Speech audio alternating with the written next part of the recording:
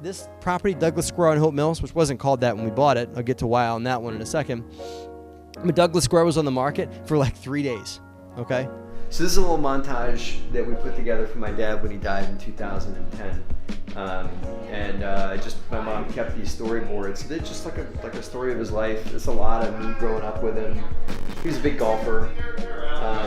This is cool. There's a picture of that's a picture of me and him. That's me. That's with him on his back and stuff like that, walking around downtown Baltimore. So yeah, he was an avid dancer. He loved to party and have fun and stuff. And that's him with his brother growing up. They were down the beach, and they used to go to Holton Beach a lot as kids. So that's him going down there. He was a chute rigger, so he jumped out of airplanes. He was the guy that packed quartermaster. He was the guy that packed the parachutes for the paratroopers and stuff. Oh, wow. So he did that at Fort Bragg. He was in the 82nd Airborne out of Fort Bragg, which is in Fayetteville. So his middle name was Douglas. It says Leonard Douglas Jr. My middle name is Douglas. They called him LD. This is his initials. And his father was Leonard Douglas Sr. My middle name's Douglas. I'm Matthew Douglas, and my son is Zachary Douglas. So that's how we're gonna go visit Douglas Square, the apartment complex down there. You know what my daddy's middle name was? Poppy. That's what we called him, Poppy. You know what his middle name was?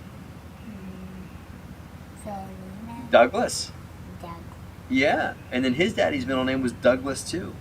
So we're 4 people, 4 daddies and sons that all have the middle name Douglas. Did you know that? Is that pretty cool? Well, we knew that, the building was going to be obviously located in Fayetteville. We knew that, my father-in-law was born there, and all those sort of things. At this point, we're like, okay, it really makes a difference to rename it. So there's a whole kind of rebirth of the building. So we knew how important that was. It felt like it was maybe a going home. It felt like maybe a full circle.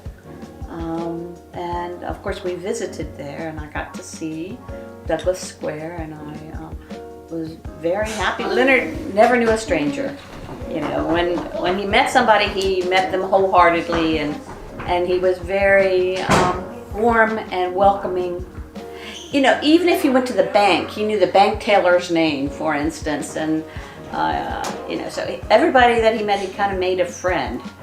And so I think in that respect, Matthew probably has picked up some of those characteristics. Leonard was always eager to try something new.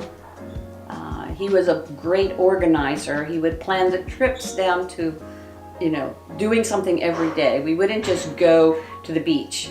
But just enjoying everyday things and just chatting and talking and sharing and being he was really like upbeat.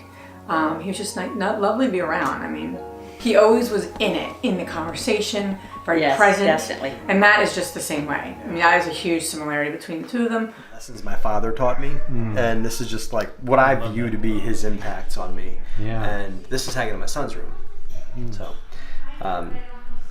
what Mom had talked about, acceptance, gratitude. He was fun and humor. He was a very fun person. I think I got a lot of my fun and laughter from him, and also from his brother, my Uncle John, who was really, really fun. Because he used to always say to me, when he was having trouble, he said to me, Matt, you can do well working for other people, but you will never get rich. Working for other people. I think that it encouraged me a lot. I thought a lot about those words. Those are probably one of the biggest life impacting moments that those words that he gave me. Yeah. And it didn't make me question me quitting my job. It's funny, he was alive when I quit my job, and he was like, "What are you doing?" But anyway, he came back with me, and Douglas was like my, the name was in a lot of them, and we were also thinking Hoppy, something to do with Hoppy, because one of your father's nicknames, and so it was really, so all of them had a connection. But yeah, I think you're trying to think through, okay, what's a name that you want to name a complex, right? Because it's got to fit, but also has like a meaning to it, right? Sure. And has a special meaning to it, so. Perfect. And it has meaning because there's multiple generations, because our son's middle name is Douglas, so. We've been really excited about just the, experiencing growth, and, the project in North Carolina has been really neat because it's a whole different project, right? Amount of units, the number of buildings. So yeah, it's been we've had to really grow our systems and processes, and we traveled there, and it's just been kind of a neat process, and especially to where my father-in-law grew up and was born. It was really just the icing on the cake to be able to have a real meaning to it as well.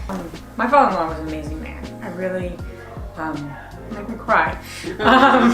But I had a really wonderful relationship with him. He was just, he was always present with you, you know, and talking about life and happy. He always seemed very happy to me all the time. But he was just very pleasant to be around, and really loved his family, talked about his family all the time as well. Yeah, you know, just a really strong family man, and you know, I just enjoyed our conversations. I enjoyed being around him. Can I ask one more question? Sure. All right, if he was right here, right now, and he was about to see Matt out to this trip, what do you think that he would say to him? What he would say, well, first he'd have to give him this huge hug, you know. And he would be very proud of him.